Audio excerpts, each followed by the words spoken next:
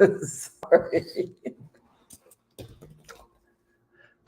What's up? Good morning, and all 0 of you that are here this morning. We want to thank you for waking up on this summer morning. Since we are in Mount Juliet, an hour ahead of you guys, it is fantastic of us to get up so early for none of you to be here. So when you're watching this later and you recognize, there's Michelle. Good morning, Michelle. Girl, thank you for saving that because he got up. I was walking down a sarcastic path, wasn't I? You were going straight down. I was walking down the sarcastic. Speaking of being a warrior of the light. I was headed down a very sarcastic path, so I will not do that again. Good morning, Michelle. Hope you're good. Good morning. Bailey's on the way to Nashville. Is he? That's what it says. Look at there. He's a realtor on the run. He is flying to Nashville as well. Hopefully his flight adventure, he's probably going to, so I have to tell you something. I just have to go here. Michelle, somebody else is here too. Good morning. Please identify yourself. Please identify yourself. So yesterday I came to Nashville, flew to Nashville. And sorry, y'all, I'm like, look, 4 people popped on here. Look at it. A bunch of people here. Good morning, everybody. All right, Facebook user, identify. I'm going to find them. I'm going to find them. Go, you keep talking. Okay. So I booked a flight and traffic was a little bit bad. It wasn't, I'm not going to blame it on, because I kind of accounted for the traffic I was going to hit on the way. Sorry, y'all. I know we tried it that way. I always feel like, I'm looking like on the side. Go that way then. Let me slide this way so I can look straight on. You're looking at the camera. That's the camera. But I always feel like I am not sure what the heck's going on here. She acts like she's just started doing this. I always feel like I'm looking to the side, like I'm coming in from the side angle. That's what anyways, like. So good morning, Leah. Good morning, Angel. I'm sorry for my wife's lack of professionalism here. Sorry, she is going straight to McGee on me. I'm still tired. I need some coffee. I guess I should not talk till I have coffee. But so I booked the flight. I had time. I had some things I had to take care of at the house, trying to get our house down at Cuskawilla ready to VRBO. And I wanted to get a couple more things done there. Just we did some work in the boys' room, and I was trying to get some of that stuff cleaned up and put away and cleaned out of there. So anyway, so I get to the airport, and I always park. For those of y'all, this is like an airport hack. Anna Davis. Look at there, Anna Davis. I wish you would put your name on your thing so we would know who you were. So there's an airport hack for those of y'all that don't mind paying. Like if you're one of those that when money is no object. No, it's not that. It's more that you. So if you go to hotels and instead of parking in the regular parking, you have them valet park your car. This is the equivalent of doing that. So you go to the airport and you park instead of parking in economy or daily, like where you park way out in the parking lot, or you park in the hourly. You create for yourself a long walk. And possibly missing your flight. In those situations, hang on a minute. So you park an hourly, which is right there. It's like designed for the people who are going to be. Bailey, are you already at the airport? Tell me if you're already at the airport or not. Because was that post of his earlier? Mm-hmm. So, anyways, so I park an hourly because it's like $12 a day more than what you would pay if you were parking in like the daily parking. But it's so much more convenient normally. Normally, it is more convenient. Not yesterday. Probably not currently today either. Because what happens is, Bailey, don't bother parking. He's not going to park hourly anyways. He's going to park in the one that he's probably there. His flight probably doesn't leave till 4:00 this afternoon. He's probably getting there so early. So I park in hourly, and they're doing construction at the Atlanta airport. So I have to park in hourly. Normally I park where I can walk straight across from the parking garage, straight across to the terminal where the beyond, like where you check in, and then you go right there, you drop your bag and you go right there, and you're right there at TSA pre-check. Not yesterday. I did park that direction because I know that's the end you got to park in. Well, then it was saying walkway to terminal. They've got it blocked off. They've got the terminal crossing from the parking lot over to the terminal blocked off because of construction. I had to walk the entire length of the parking garage. I had to walk all the way up this walkway. And then I had to walk. So I came into the terminal on the far end of baggage claim, like as far as you can get past baggage claim, which for those of y'all that don't travel very often is the complete opposite end from where you go in through security. So I literally walked the entire length of the parking garage, all the way down this long walkway, which was probably, by the time I got there, I could have parked in one of the distant parking lots and walked there faster than I got over. So I get through TSA. There's a woman there before because we do this thing called TSA pre-check. Clear TSA pre-check. Clear pre-check, which is you can do TSA pre-check, which is where you have a known traveler number. Then you can do clear, which is almost like if you just have clear, it's almost like having the fast pass at Disney. You can just pay for clear and that gets you through the line faster. But if you go through TSA pre-check, you've gone through the process of sending all your documentation in. You've had to go and get this appointment. You go get this known traveler number. So you can do TSA pre-check clear, which is the combination of both.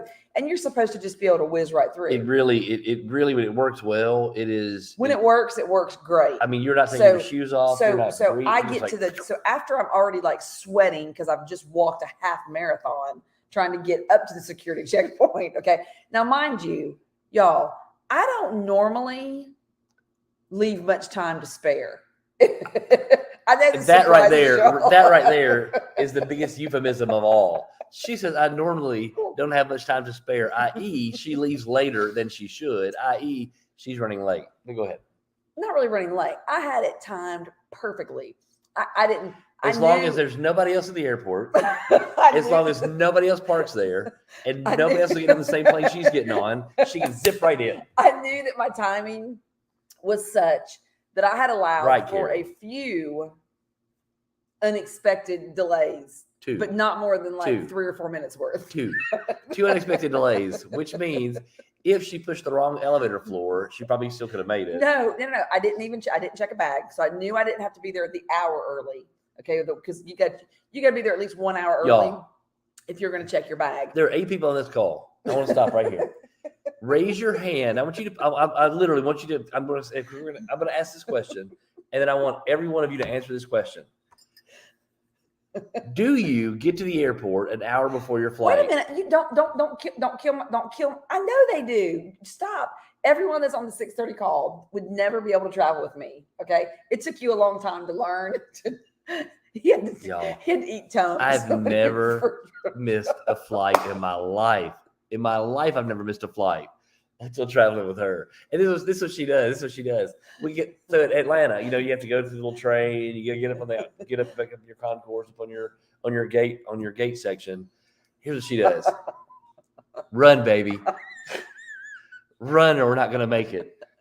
And I'm carrying 2 bags.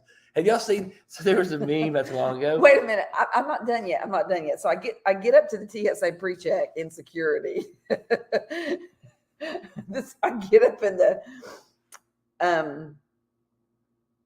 hope you're not flying Delta, because if you only got 35 minutes to spare, you better be checking on that same day change button, because if you run through, because I had about 45 minutes. Morning, Jolie. I had about 45 minutes yesterday, Bailey. To do what? I would have been able to get to the airport actually 50 minutes before my flight was supposed to leave. I'm telling you, I knew I was not going to be there an hour early. I'd already timed that. I knew I would not be there, but I would have been there 45 to 50 minutes ahead. Even when I parked at the airport, I was still on pace. When I got to the airport, when I pulled into park, I was still on pace. I was on pace. For the golfers, you can get a little off pace, but you can still make up for it. So I parked. It was when I started walking and recognized that I was having to walk the entire length of the park garage. I was thinking to myself, one of those little like hover things would have been so handy at that point. Oh yeah, the little hoverboard. Yeah, that would have been handy yesterday.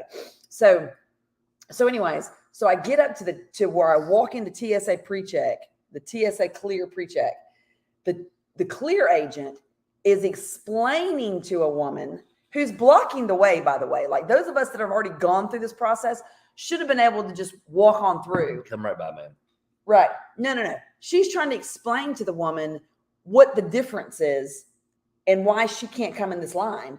Meanwhile, she's holding all of us up. Okay. Why don't y'all say bye? Well, bye. How you gonna do that to a TSA agent? Because I'm gonna tell you right now, the last time I was in a hurry, I tried not to act rushed, because the last time it's like they sense it. And they put you through every random extra check that they can possibly put you through. When they sense that you're running late or that you're anxious about something, all the alarms go off. Like I got randomly checked for all this extra stuff last time I went through. It was, I literally got groped. Did you use the cavity search? I had an intimate moment with a TSA agent the last time I traveled. I mean, it wasn't a private intimate moment. It was right there in the middle of everybody, but it was intimate nonetheless. Yeah. So anyways, so finally this woman gets sent back over to regular security or to regular TSA pre-check or regular clear, whatever it is. Or she was missing one of the pieces is what she was missing. She wasn't a whole TSA clear pre-check person. She didn't have the credentials. You're that close, man. She was that close. But so then we get through the line, we get up there. I'm standing there. They pull four people through. Y'all know, like, again, at Disney, they say, okay, we'll take the first next. Boom. I get stopped. I'm like, so I get stopped at the wait. So then they get those. Well, then they go to let us back in. So that I get released. Because all you got to do is you got to go up, you got to put your little eyes in the mirror and they check your pupils. It's like one of those things where somebody, I don't think anyone's going to try to steal I don't have very good luck getting through the steps. So somebody's going to steal somebody's eyes. That won't be hers. It does not need to be mine. So I'm there, I'm waiting. There's one agent working this, and they've got like 5 clear. Is the line long? The little booth. It was not that long. No, once I got down there, it was not that long. Huh. But the line at regular security was way longer. Sure. The people that were like 2 rows back in regular security were going through the turnstiles earlier than I was. It was ridiculous, y'all. I told him it's got to be the biggest waste of money now because there's one agent working it, whereas you got like 8 agents working regular security. You got one agent working TSA clear pre-check. I get there. The one guy has to walk another guy it's not going off right for him, walks him all the way back over to regular security as I'm standing there waiting. And so then we have to wait for him to get back. So then he finally pushed us through. Well, then the line to put your bags up had gotten backed up on our side. That's where the delay is now. Well, now, so I'm standing there at the line to get my bag up on the scanner. And again, this is used to, it was like, man, you could be. They have robots there that are undoing your bag, they're unfolding your clothes, they're digging through it. So I get there. So, and I text Aaron, I said, I'm literally channeling some serious patience right now because I am ready to lose it at these people. So between the parking garage, the security situation with people, why do they not understand that they can't come through this line? They should just send them away and not even stand there. It's almost like they're the TSA puts the friendliest people up at the point where when people that don't understand what's happening come in, they're going to stand there and explain everything to them, like the Cat Williams video. We'll work this out together. We'll work this out together, man. Not thinking about the people who've already paid to be here. So anyways, I changed lines to put my bag up because we stand there for the longest time. Bailey, do daily parking. If you're coming back today, I'm telling you right now, do not do hourly. You're supposed to do hourly. Just be prepared to walk. Because, they had it messed up, didn't they? Because it's blocked off. You're going to have to walk a mile to get into the terminal. If I don't know what to tell you to do. Bailey, hourly or daily? I went hourly, but it's still you have to do a long walk. So anyways, so we're standing there in line. The belts are not even moving. There's people just all. I'm telling you, around. They have little robots inside that machine now that undo your suitcase. They unfold your clothes. It's dig crazy. To the bottom. So, they refold them. They put them back in. They sit back up. So I move lines. I get over there, and I finally, because I see these other lines moving, but the one I was standing in was not moving. I move lines. I get over there and start moving. I get my bag up on a thing. Well, it takes so if you've done it, anyways, you got to put your thing in a tub, and you can't leave as soon as you get in a tub. You got to wait and let it get pushed forward. Then you can walk on, but you've got to wait until it gets at least to the middle row on that thing. So I probably stand there for 5 minutes just waiting for once I'm at the thing and have my bags in to be able to push it forward to be able to move on. Then I go through the security checkpoint, which didn't go off, thank God, because I didn't touch my gun this morning.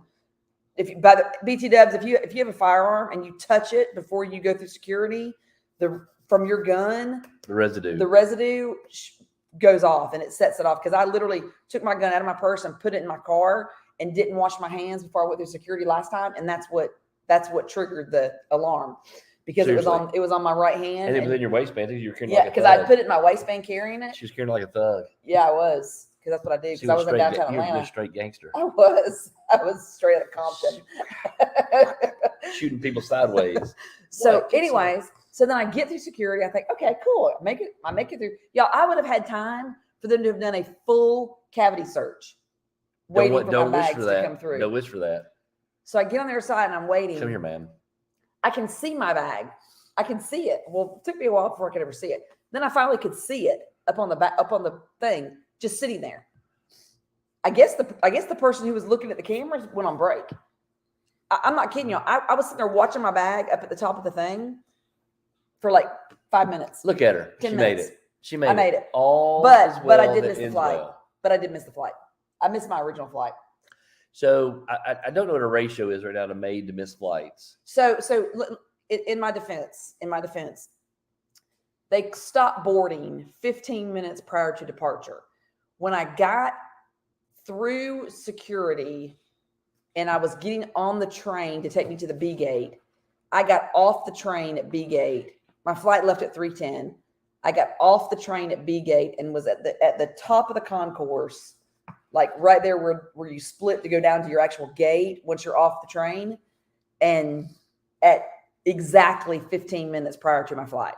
I'm telling y'all, 2 or 3 minutes either way. I told Aaron the other day, talk about clock management.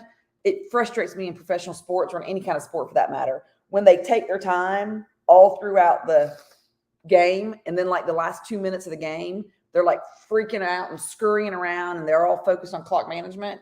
Whereas if they had just focused on that clock management a little prior, any other time, had all those things not happened, any one of those things could have made all the difference because I was at gate B2. Or if you'd have left like an hour earlier. So who knew that people actually get to the airport 3 hours before their flight departs? See, if you Google airplane travel, airline travel, and you Google what time should I arrive at the airport, we could do it now. It would be we could do a little thing. I bet the super nice guy at Delta said, they normally do recommend that people get here 3 hours before their flight. I bet if you Google it, it's 2.5, 3 hours early. I ran into 3 people yesterday. There was one person, a girl standing. She had just won she's a college powerlifting. That girl's calves, I'm not kidding you. Did she miss her flight? That girl's calves were the size of your head. Did she miss her flight? No, she'd been there since 5 o'clock that morning. She probably slept over. She said, I've been here since 5 a.m. I'm on standby. She was still, she was on standby. It is a little much. 3 hours is a little much. It is a little much. I don't have 3 hours. Well. Yes, you do. You could go. You could be there 3 hours early. You could go to the Sky Club.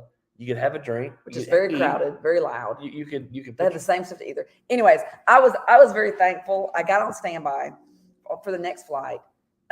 It seemed like so this is where I'm going to go with this. Where are you going?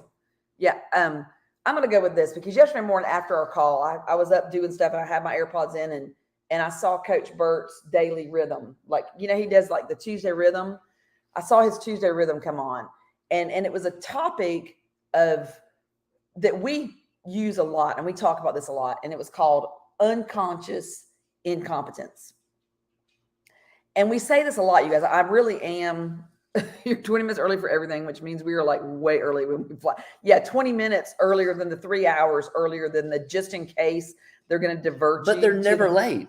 They're not ever late. They're right. That's good. I think that's fantastic that they're never late. I do. I could not ever travel with Jared Tilson, though. Michelle, note to self: you do not want Jared Tilson to travel with Christy Dwyer if we're ever going anywhere together. I'm gonna go ahead and tell you, if I suggest that we ride together, you're gonna need to politely decline the invitation on behalf of your husband's sanity. On behalf of his sanity, because it will. I promise you, it takes a special man to be able to handle. If you're not wired to be able to operate in that zone of juggling stress, it's probably say no, Maggie. Yep. True statement. So anyway, I'm going to go back to this unconscious incompetency, because we talk about this a lot with new agents. When we talk to a new agent, and a lot of times when we talk, we talk to new agents that are with another brokerage, for instance, and they, and they like their broker and they do this. And again, I think it's very important that new agents settle somewhere that when they start, they feel like I hope Camellia Hurt's on this call this morning. So, because the thing is that it's one thing if you're in a situation or you're in a brokerage or if you're new with anything, that people are available for you when you have questions, when you know to ask something, and they say, "Oh yeah, well they're there and they answer my questions and this and that." That's great. That's wonderful to have that piece of support, and I think it's necessary. But what about the questions that you don't know to ask? What about the things that you don't know? And that's so many times, and especially in this business, is right. with newer agents or anything that you're new at. If you're getting into something that you're just, even if you're kind of exploring like maybe you're not a brand new agent, but maybe you're exploring kind of a new area of the business. It's so important and I shared his video yesterday on the agent page, and you guys go out there and watch it. It's like a 5-minute video or whatever. But what he said, and I remember having this conversation with Camellia Hurt, and I've been having it with agents for a long, long time before she ever came on board with us, was it's great to have somebody who can answer your questions. When you know what questions to ask, it's great to have that. But what about the questions that you don't know to ask? What about the situations that come up where you're surrounded by people who will give you a different perspective without asking? And sometimes that's unsolicited advice. And some people just kind of have that. Sorry, y'all, somebody's talking about me. My nose is itching. Sometimes you have those people that are just like, I'm good on my own. I don't need anybody's help. I like doing my own thing. But those are the people who so many times miss the opportunity for growth because they're not in a situation where they're going to hear a different perspective that maybe they haven't thought about. And that's why I always say, and I said this last week at the meeting, I don't ever want to see, like, if we have a situation where we see terminations coming across and I haven't gotten a phone call from somebody, I don't care what the reasons for it. It could be something that has nothing to do with you, and it was another agent's buyer or another agent's client that caused the transaction to go south. I still want us to have a conversation because there could be a perspective that somebody's not thought about in a situation. It could be that there may be a way to and it may be that it goes away anyways, but I still think it's important to have that conversation and say, you know what, is there anything that we're not thinking about? Is there anything that I've not thought about that we could maybe, put into this situation, and just a perspective that might help the parties look at it a different way? Yeah. So one of the things about, and I'm going to go back to something that you were talking about asking questions and getting answers. That's an easy thing to say in an interview when an agent comes in. That's an easy thing for a broker to say is, hey, we're here to support you. We're here to help you. We're here to answer any questions you might have. That is a super easy conversation piece in an agent interview. Right. And the unfortunate thing is most of those brokers were real estate agents, and they came from a real estate company where they decided they were going to do it on their own because at some point they thought they could do it better than the people that they were working for. So then they become brokers. And when they become brokers, they honestly sometimes, and this is the lion's share of this, unfortunately, is most real estate brokers in this industry don't have the ability and or develop management and or develop leadership ability to be able to take a person and bring them to a next level, to help motivate them to another spot. And so I think there's a gap right there, because what happened, and I remember this from Kyle Gordon. Kyle Gordon was a VP at Blue Ribbon Foods, and he was like a genius.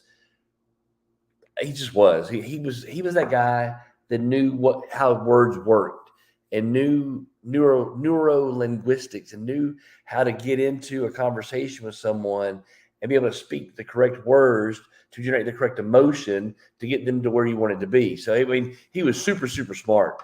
But he always used to say, because we'd ask him a question and we'd ask him a question about a certain situation. Right. And he would give an answer that would have been applicable to us months and months and months before and would have saved us all this frustration to that point. And he always said, you weren't ready for the answer. You're not ready for the answer until you ask me the question. Right. So there's a huge gap between the person asking the question and the answer needs to be given. And a lot of the brokers in this industry, one, they may have the answers, but two, the agents haven't put enough effort in to be able to generate enough confusion to ask the right questions. And I think that's a huge piece of this. Right. Is that a lot of times there has to be enough activity to generate enough confusion. You have to be able to stir it up enough to get the stink. You don't know what you don't know. Right. And a lot of times figuring out what you don't know is a result of going and doing things you don't know how to do. That's right. It's a result of having conversations. Jolie asked me a question a month ago. She's like, will you help me with these online leads, with these boomtown leads? I'm not sure what to say. Right. She was ready for the answer at that point. Mm-hmm. The answer that I gave her would be fantastic for every one of you. But at that point, Jolie was ready for that answer. And then when I went through that whole the conversation with her, the two questions, because it's the same thing that I say all the time. It's the same exact thing that I tell y'all in a sales meeting, or the same exact thing that I've said over and over and over again. And I said it to Jolie, and she went, got it. Right. She was ready for the answer. So I think a lot of times that gap is created. It never changes because our agent, the new agent, isn't in the business, isn't in the game, isn't in the process, isn't doing enough through their daily walk to generate confusion. Or it's not that they're not doing enough. It's that there's so much that, so I'm gonna use You're never gonna know it all. Never know. I'm gonna use an example. 2006. And I'm gonna use an example for a second. So we say this all the time. And I asked Winston Gibbs this question when I was telling him that he needed to be an ambassador. It was a conversation I was having with Winston. We were on spring break at the beach, and I remember I was sitting in the hotel room talking to Winston, and I said, why do you think, is whenever I was having a conversation with him about, I'd kind of had it stirring in my spirit that Winston needed to be an ambassador this last ambassador round. And I don't know what it was, but it just kept stirring in my spirit. He went. So after a long conversation with him though, but I said, because he was like, well, I've already done ambassador. And I said, I have a question for you. Why do you think Aaron and I go to broker owner training, to Master Broker Summit, to all these additional trainings that we go to every single year, or even more often than that? Why do you think we go every time it's available? He said, well, because I think that you, and it was kind of a twofold answer, because one, depending on where you're at in your business, depending on where you're at in your progression in your own business, you can hear the same thing that you heard last year, and it can be the same information for the most part, the same information coming to you. But depending on where you're at in that journey and in that process, you're going to hear it differently. Yep. A different piece of it that maybe was not applicable to you at that point, or maybe it was applicable to you, but it was more like it was planting a seed at that point, but it wasn't something you were really ready to nurture yet. You weren't ready to hear that answer. You weren't ready for it yet. Yep.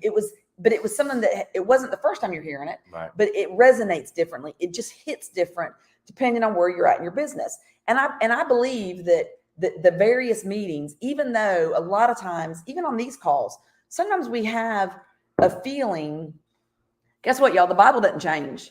The Bible has been the same Bible. Same thing. For all these years. And I've heard this. I can be at church and I can hear the exact same scripture, a sermon around the same passage. And depending on where I'm at in my life, it hits different. It hits you different. And even the exact same passage can hit different people sitting in that same congregation completely differently, depending on which seat they're sitting in, depending on where they are in their walk at that very moment. So, which would have been different when they heard that passage a year earlier or 6 months earlier, if they're at a different place in their life or in their walk. So I say this, depending on, it's not so much that you, again, what the analogy you just gave about when there has to be enough activity that you've got enough confusion or questions or unanswered questions. All confusion is an unanswered question. That's all it is. It is a ending looking for a solution is all it is. It's an opportunity looking for a solution is all that confusion is, because it hasn't found it yet. So again, Coach Burt saying unconscious incompetence. We can't, and the key word here is unconscious incompetence. You can't look for things that, if you go out there and you try to look for things you don't know, you'll spend all your time looking. Those things come to you. Those things somehow appear to you. Mm-hmm. You've got conscious incompetence. Mm-hmm. Those are the things you know you're weak in. That's what we talk about with the SWOT analysis. Areas of opportunity that you know you have, blind spots that you're aware you have, that's called conscious incompetence. That's where you know you've got a weakness. You know you're lacking in a certain area. You know that it's a skill you need to develop. And you can choose to focus on it, or you can choose not to focus on it. Mm-hmm. The unconscious incompetence are the things that you don't even know you don't know. And those are the things that, as you surround yourself, and that's one of the things I think that's so important with a culture of collaboration, is sometimes you're sitting there and you're surrounding yourself and you're in. I had a conversation with some people yesterday that the mentor program that we're doing, a big piece of that mentor program has nothing to do with things that we can do via Zoom. It has nothing to do with formal training. It has to do with being around people who are doing activity. Okay. And that's the whole point of this mentor program, is allowing people to align and be part of someone else's activity that's already happening, like somebody else is already in the business, and just observing and seeing things that they would not see at that point in their own business because they're just not there yet. It's like you're getting, it's like a ride along. Y'all ever seen the movie? Is it called Ride Along? Was that what that movie was called? The cop movie? Isn't it called a ride along? Where somebody who isn't really an officer gets to ride along and see what's happening with things that they're not going to see, but it gives them the ability to get that experience and understand some of the aspects of the business that they would not otherwise understand based on their current level of clients or business or whatever. So I think it's real important that we're aware of unconscious, and that's almost like a kind of a conundrum, I guess you could say, to be aware of unconscious incompetence. So go ahead and keep talking about that. You were going somewhere. So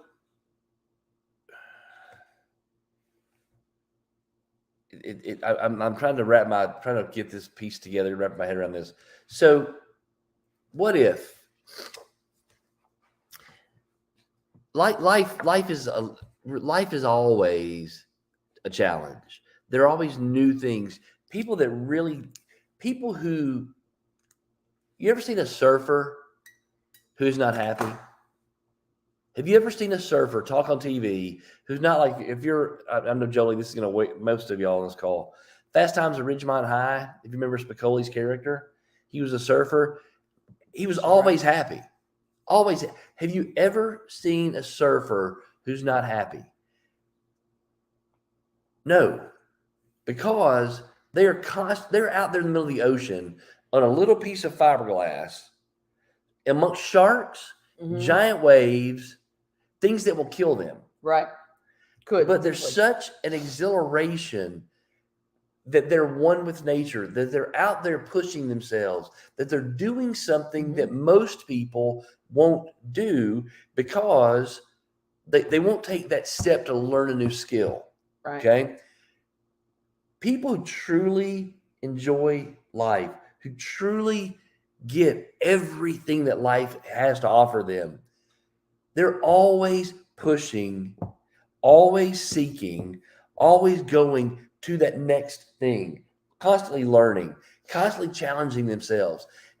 This book, and so this unconscious incompetence, you're only incompetent if you quit trying. That's right. The incompetence comes from a place of us just not doing the things that need to be done over and over and over again, because confidence defeats incompetence. That's right. And confidence comes from a collection of past experiences that we're able to, successful past experiences that we're able to base our confidence in. Right. And confidence will beat, most of the time, will defeat incompetence. Confidence will defeat incompetence, right? Yeah, confidence. Is that what it says? But it sounded like you were saying confidence. Sorry. But yeah, confidence. Yeah. So the incompetent piece of that comes from that conversation where the agent just isn't doing the things that need to be done, just isn't in the game enough to be done. I promise you, anything you've ever started from scratch, you're going to suck at.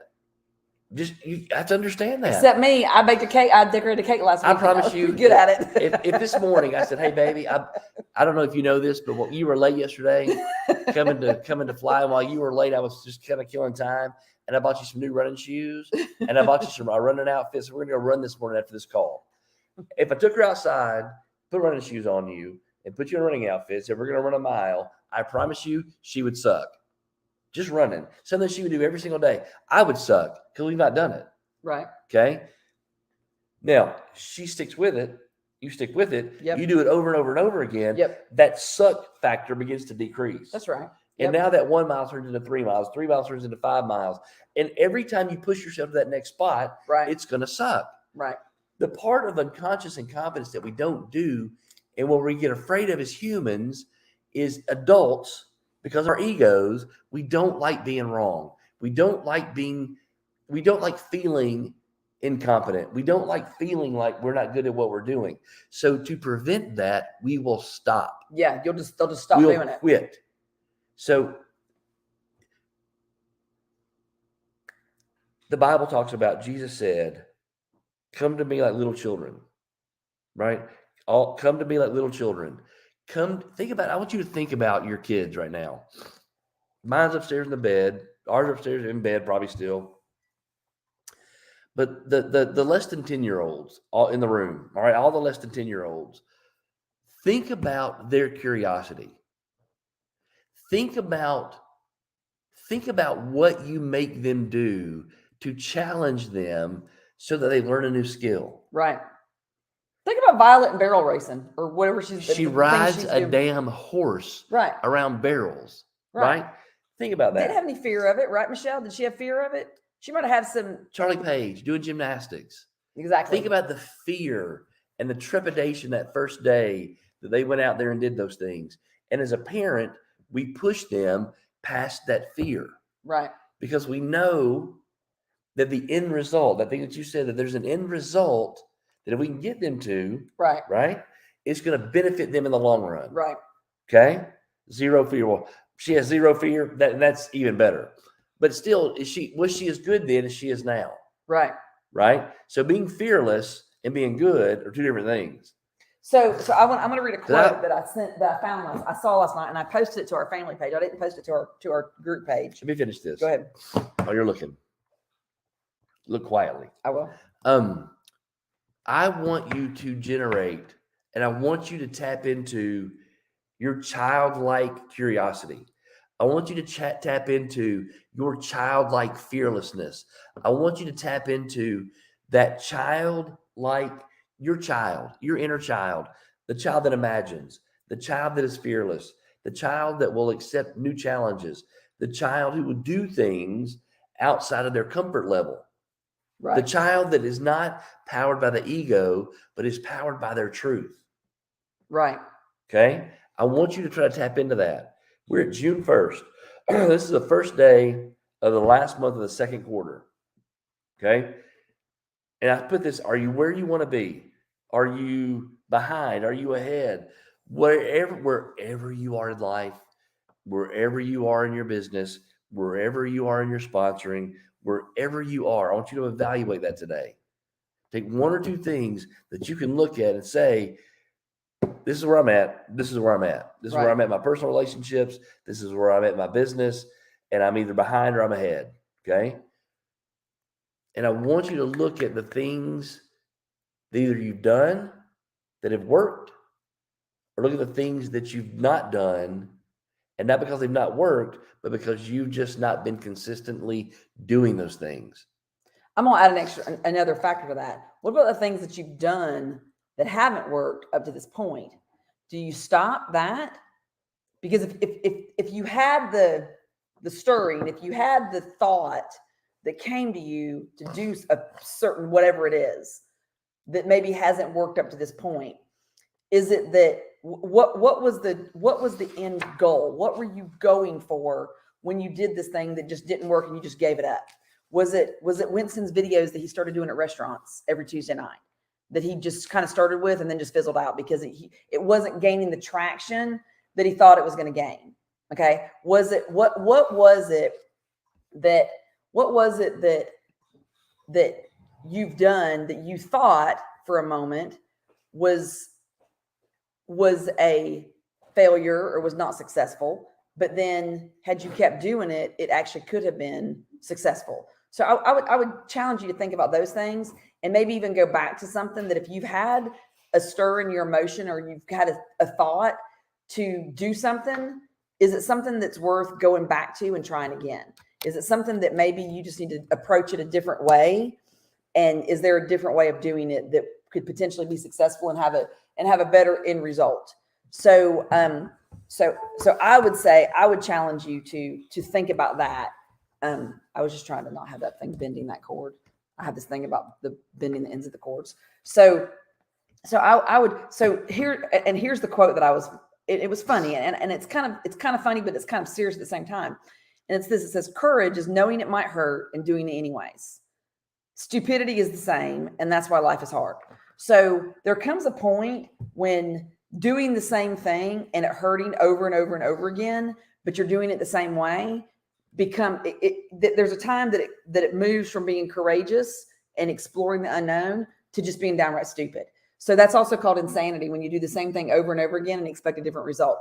But it takes courage to take that first step. So if it didn't work that way, and you might say, okay, but I know it's possible, I'm gonna try it again. And you try it again, and you get, if there's any progress whatsoever in that approach, then I'd say keep going for it.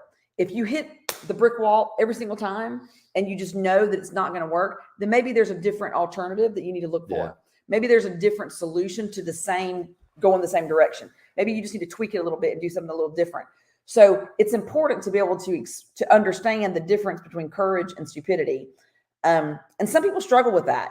I mean, some people seriously struggle with that, where they think I'm doing this and it's going to work, and they're not willing to listen to advice or be coached, right, to say, do it a different way. But I think that what you're talking about, so Lainey got this book for us for Mother's Day. She bought this book called The Rewired Brain. And the thing is, free yourself of negative behaviors and release your best self. So Aaron talks about it all the time. Self-sabotaging habitual thought patterns. Yeah. Everyone deals with them. I don't care who you are. Everyone deals with them to a degree. In this book, Aaron started reading it the other day on the back porch at Cuscawilla, and it referenced that book. So I guess you must have ordered that book. Yep. Is that right? Yeah. So it referenced Warrior of the Light. And we say this all the time, that's all we're doing out here. We're just out there trying to spread the light. That's all we're doing. We are literally warriors. And by definition, I would say a warrior is someone who truly is carrying a message through. A warrior has to be someone who's taking whatever this message is and carrying it through obstacles. They have to sometimes, a warrior has to be willing to have that drive and that passion behind them to fight through whatever obstacles are going to be in their path. So, and I truly believe that we are warriors of the light. I mean, I do believe that our job is to take that light to places that it might not get otherwise. The love and the light that we're trying to spread through our company, which is just touching people and leaving them better than we found them. That's all this is. It's so simple, you guys. And one of the things he talked about, this is a book about just some little short passages, apparently. It's super good.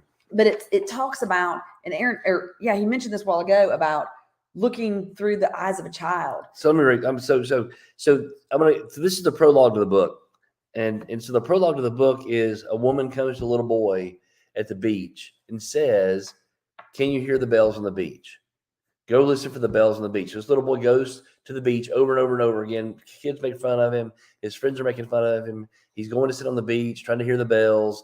Well, there's a whole journey that he goes through trying to hear these bells. And apparently the story is there was an earthquake on the island, swallowed up the temple that the bells rang in.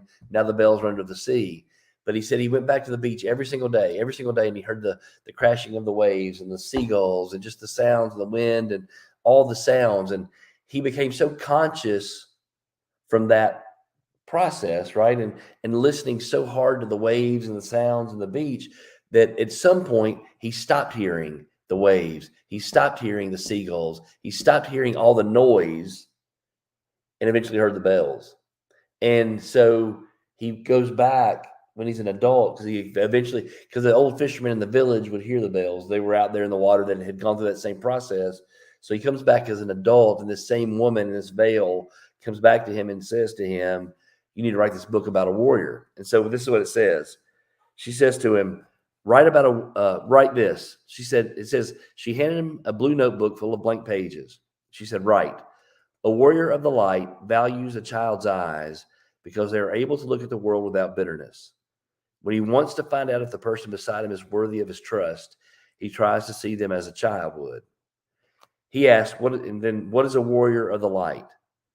He is someone capable of understanding the miracle of life, of fighting to the last for something he believes in, and of hearing the bells that the waves set ringing on the seabed. Mm-hmm.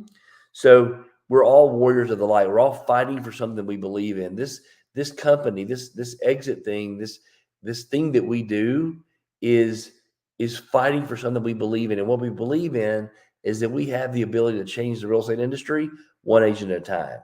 We believe we have the ability to change how real estate agents view themselves, how they run their business. We believe we have the ability to alter family legacies. That's what we believe we can do through this real estate thing. So I'm going to read this next section because he stopped right here.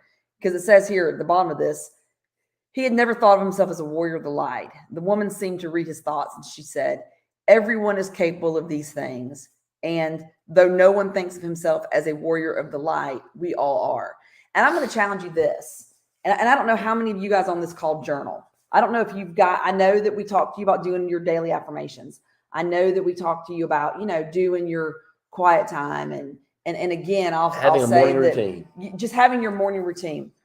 But I truly believe that as you journaling, your affirmations are affirmations are almost the difference between prayer and meditation in my mind. I had a conversation with my mom probably a year, 2 years ago or so, where we talked about the difference between meditation and prayer and how I felt there's a difference.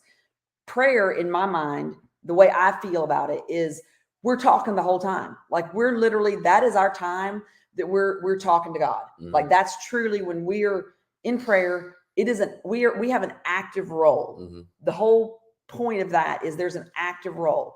How meditation is where we stop and we let the seeds, those thoughts that are coming out of our conscious, because if we're praying about it, it's coming from our conscious. Mm-hmm. Okay. That's when meditation is the time when we get to sit and listen, when we get to sit and try to block everything else out and hear. And so many times for me, I hear a lot of things during meditation because it's your subconscious. That's when it gives your subconscious the chance to talk back to you, to speak back into your life. Mm-hmm. And I believe that journaling is almost affirmations and journaling. Affirmations are where you are consciously building those new roadways. Mm-hmm. That's the whole point of affirmations is you are consciously inputting into your subconscious. That's really one of the only ways to do that. Journaling, if you guys don't, if any of you on here that journal, just a thumbs up, a hand, anything. If you start journaling, that is when your subconscious so many times, that's about one of the only ways, or writing a book. Yeah. That is when a lot of times your subconscious is able to get on paper. That's one of the only ways for your subconscious to get on paper. Because as you're journaling, you'll be writing something and then suddenly all these other thoughts will come to you and you'll just keep writing, you'll keep writing, you'll keep writing, you'll keep writing. Aaron's subconscious, like I'm telling you, I didn't even know he could type that fast. When I tell you that morning, sitting at the table, the Monday morning after the Kentucky Derby was run on Saturday night, and we just started talking, and I went in there and got a shower, was doing something different. And he was still sitting at the table for probably 2 hours, just typing on his computer, just typing. And I come back in there later in the day, and we kind of picked the conversation back up that had started that morning.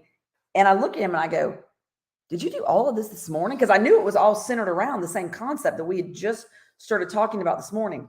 But what that was him being able to put on paper into words his subconscious, all these thoughts. There's no chance that much stuff got put on paper that morning if a lot of it wasn't coming from his subconscious, because he couldn't have just thought that much.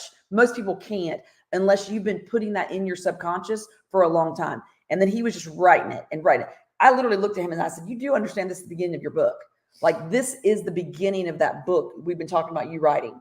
And that's what, so I'm going to challenge you guys. That's the challenge I'm going to give you is this summer, y'all are going to have some downtime, and we hope you have some downtime. You're going to go on vacation. You're going to go to the beach. You're going to go camping. You're going to do things that take you out of your everyday grind that you have when your kids are in school. Right. You know, summertime is the time of vacations. Even if you don't have kids that are in school, you may still be going to the beach with grandkids. You may be doing something else. So take that time to when you're at a place, especially if you go to the beach, because I just truly believe you're at a completely different vibration when you're at the beach. You just get to a different place. I do believe that's the closest you can get to the to your source is sitting by the seashore. I truly believe that. Water, the sea, the ocean, the Gulf, the sounds of the waves, super special. Even if you're by a river that's flowing or a creek or something, it's just something different. There's something about the atmosphere and the energy around moving water that really stirs. It does. It really is. But I'm going to challenge you guys to do some journaling. I'm going to challenge you to go get a book and journal and just talk about it's just for you. You're not telling anybody else about it. Aaron can go back and he's got books that he's journaled in. I started journaling after I met him. I mean, I journaled a little bit, and kids, again, if you have that childlike just innocence and just that childlike, there's no inhibitions. Mm. Kids have diaries that they'll write in, right? I mean, like when I was a little girl, I would, that's what you did, but you had your own little diary and you would write. Well, that's all that is allowing your subconscious thoughts to be able to be put on paper, because as you're focusing on doing something else, that's when that subconscious starts to come out. Yeah. So I'm going to challenge you guys to just kind of try to do that. Find some time, have a book with you that you can sit down and journal a little bit. So, and I'm going to read you this, because I didn't even read this the other day. I just read this morning while I was sitting here. Because your kids are home, and because your kids are going to be in your hair all summer, and they're going to be in your pockets, they're going to be up underneath you like 24/7. You're going to be wishing in about a week and a half that they go back to school. I want you, everyone, to listen. Exactly, Lynn. Yep. I want you to hear this. Your children are not your children. They are the sons and daughters of life's longing for itself. They come through you, but not from you.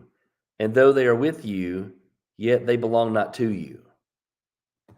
You may give them your love, but not your thoughts, for they have their own thoughts. Mm-hmm. You may house their bodies, but not their souls, for their souls dwell in the house of tomorrow, which you can't visit, not even in your dreams. You may strive to be like them, but seek not to make them like you. Yep. For life goes not backward, nor tarries with yesterday. You, parents, are the bows from which your children as living arrows are sent forth. Yep. The archer sees the mark upon the path of the infinite, and he bends you with his might, that his arrows may go swift and far. Let your bending in the archer's hands be for gladness. For even as he loves the arrow that flies, so he loves also the bow that is stable. And I want y'all to understand that as he's reading this, he are all with a capital H. So he's referring to Jesus. He's referring to Christ in this and I know this because of the way he writes, the way he's writing. All of his H's in he are capital. This is written in 1923. Khalid Gibran on Children from the Prophet. Okay, yep. 1923. Y'all, that's so good. That's awesome. This is going to be a great book. This is going to be a fantastic book. Yep. So couple of takeaways. Evaluate where you are. Okay, this first day is a great time to evaluate. Find that child. Sit down and journal. Just start writing. Write what you're mad about. Write what you're happy about. Write what makes you. Yeah, I'm going to type that up. I'm going to type that up and put it on the agent page. That is so freaking good. Yeah. I almost started crying, Brooke. You got me at the end. Maggie too. Look, Maggie's sitting there like tears in her eyes right here. Every one of us have a special calling on our lives. We have been blessed beyond measure. We all have challenges. We've all been through the ringer. we're all going through things right now. Every one of us have things right now we're going through that if we could wave our magic wand, we make that crap go away. Because it is not what a fairy tale looks like. I promise you. But there is growth that's coming out of this that is immeasurable. Yep. And there's growth at the end of this struggle that you can't see the value in right now. And that you couldn't get if not for the struggle. The only way you can find it is through the struggle. Yep. You only. So I want you today, as you're evaluating where you are, I want you to journal. I want you to write, and I want you to find your child. Find your inner child that looks at the world with no bitterness. Right. That looks at the world with no ego. That looks at the world with absolute abandon because they have no limits on what they can achieve. That's how I want you to go through June 1st, from right now, today. I want you to find that. Right. And I started this call off with that story about my airport situation for a reason. Because, and I even said to Aaron, I'm channeling some serious inner calm right now because and honestly, you guys, we said it yesterday morning on the call, you can start your day with gratitude or you can start your day with attitude. And I promise you, if yesterday morning had not started with gratitude and I had not started yesterday morning, because I'm going to tell you, I promise you, Satan comes at you with every tool in his toolbox. If he thinks that like the better your mindset, honestly, sometimes, and the more intentional you are about trying to be focused on good, the more things will come at you. But the key is, do they get to penetrate or do they hit and fall, hit and fall, hit and fall, and never actually get to penetrate and never really get to land and settle in and stake a claim in your mind? Because yesterday, you know what I did? I said, I'm channeling this inner calm. I walked right on into the Sky Club whenever I had an extra hour and 15 minutes till that next flight that lady at customer service put me on standby, because I knew I wasn't making it and there was no sense in taking that time to walk all the way to the end of the concourse and the gate thing and all the way back. I just got to the top of it and said, you know what? B2 is at the other end. I'm not making it. I'm going to go right to customer service and hop on the next flight. Yeah. Texted Aaron and said, I'll be on the next flight. So the lady up there, so I literally I just said, I'm not getting mad about this. It is what it is. There's going to be a conversation. There's going to be somebody else that was supposed to be sitting in that seat on that plane that was a long standby list, because I'd already seen the standby list for that flight. There was plenty of people that could have filled that seat. So when I didn't show up to the gate, they filled those seats. It made someone's day that I didn't make that 3:15 flight, 3:10 flight, and I was on the next flight. And I was the very first person in line on standby. And the lady said, you'll be fine. Don't worry about it. Just get onto the gate whenever it's time and they'll get you on there. Had a great seat. I was in one of the exit row seats, plenty of leg room. It actually ended up being a nice flight. It was a very easy flight. Got there. My husband was there to pick me up, smiling. Had a great experience with Matt Brewster last night. Y'all wait till you see some of these videos. Talk about some cool stuff. Oh gosh, I love it when Matt Brewster comes to Tennessee for us. Plus he took some amazing pictures of downtown Nashville. If y'all don't follow him, go out and look at his pictures of downtown Nashville. They are unbelievable. I have seen a lot of pictures of downtown Nashville. We've got pictures of downtown Nashville. We got some I got one from COVID during Christmas. My mother-in-law, Mama, I love you, Mama, got us a picture of downtown Nashville completely empty. Yeah. Like there's not a person on the street. And it's hanging on our wall. It's such a cool picture. Oh man, there are some really cool pictures. Matt took some of the best Nashville pictures I've ever seen. They're amazing, y'all. Unreal. Amazing. So we're gonna let y'all go. Yeah. We've been on here for an hour. We told you we were only gonna keep you for 30 minutes on these calls in the morning during summertime. But when the Holy Spirit gets to stirring, gotta keep on going. Look, y'all, if y'all have not, look, check the agent page. If you have not, is there just agents on here? Yeah. Y'all, we are doing a TikTok training Tuesday. Jessica Paskey, Heather B, if she's on here, I need to talk to her because she needs to be in on that as well, because she's done some things that have really gotten her TikTok some great exposure. But Jessica Paskey is going to be doing a hands-on interactive TikTok training Tuesday in Madison, the day before our meeting. Be there 11:30. And I put a message out there that said, make sure you get your TikTok account set up. Make sure it's on your phone. Be able to hit the ground running. Yeah. If you've got some videos you think you might want to do on TikTok, if you come across something this week that you might want to make something like if you're taking videos and you want to do some TikTok videos, make sure you do your videos vertical. You cannot do them horizontal. She said they don't look as good if you do them horizontal on TikTok. So Jessica, so Annette Anthony did a little introductory video on the Exit Resource Center. So if you go on the Exit Resource Center, go to training and search TikTok. Annette Anthony did a real, probably a 30-minute webinar, Techinar on TikTok, kind of to give you how to log in, kind of some things that you can look at. Right. And I think if you watch that before Jessica's training, you'll be that much further ahead. So if you don't know anything about TikTok, it is something you're just getting started, I'd watch Annette's Techinar before Tuesday. Yeah. We also have late day. We'll talk about that next week, because that's June the 11th. That's next week. A week from Saturday. And we've also got happy hour tomorrow night. Is tomorrow night happy hour? Tomorrow night's happy hour in Madison. Yeah. Tomorrow night's happy hour in Madison. So if you can make it there, that's fantastic as well. So, all right, we'll get out of here. Be good. All right. Love you guys. Be great. Be you. Bye. Bye, y'all.